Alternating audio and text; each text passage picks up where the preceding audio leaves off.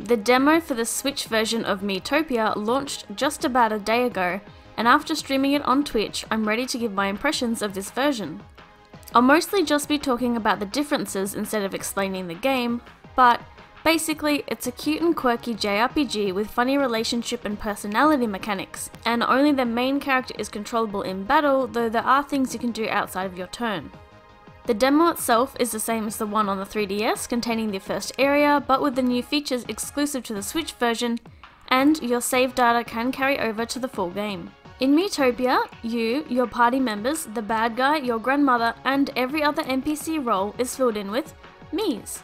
You can create them from scratch, select ones already saved to your console, or receive them from your friends list, assuming they've at least played the demo. Enter an access key, or pick from popular Miis from the 3DS version. You can also copy any party member and special character Miis to your Nintendo Switch console to build your collection, but the wigs and makeup will obviously not save.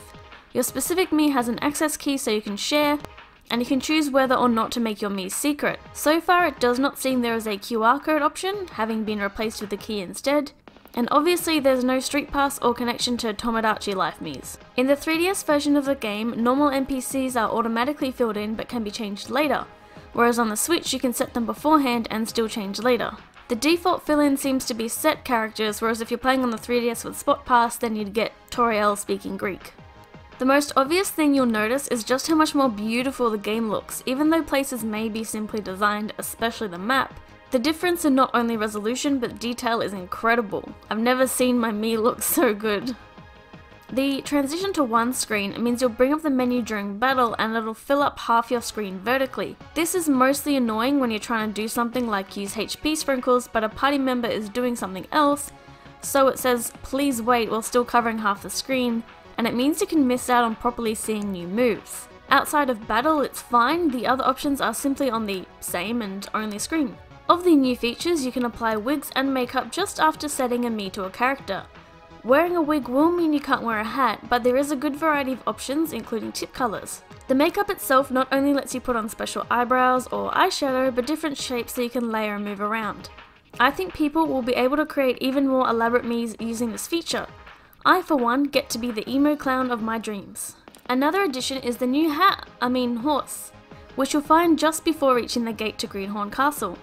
The horse itself is customizable and gets its own spot in the inn, meaning if you keep a party member with them, the relationship between the two will build up like anyone else, but you'll get exclusive battle moves like a mounted attack. I'm not sure if there'll be any balancing to account for the horse, but it is a cute addition. The Jolly Jaunts from the original game have been replaced with outings, so instead of a little scene where it says they had a good time, instead the pair travels across a bit of land, perhaps getting into a fight before reaching the locale. There they have new cutscenes which are adorable, and there is more than one per location. Unfortunately, the areas with water seem to kill the frame rate. You can still continue to play from where the demo stops, so if you wish to grind levels or relationships, you'll easily be able to do so, and I spent about 3 hours on the demo myself. Should you buy Miitopia if you already have it on the 3DS? For those who've already finished it, I'd recommend trying the demo so you can see for yourself if you want to play it again, but I'd mostly recommend it for those who really liked it the first time. If you haven't played the 3DS version, definitely try out the demo to get a feel for the game mechanics and whether you like them. Also, if you haven't checked out Neko Lacey's video on why you should play Miitopia, you should do that too. I personally am super excited to play it again with the new features, especially since I can record footage on the Switch. Miitopia launches for the Nintendo Switch on the 21st of May. Bye!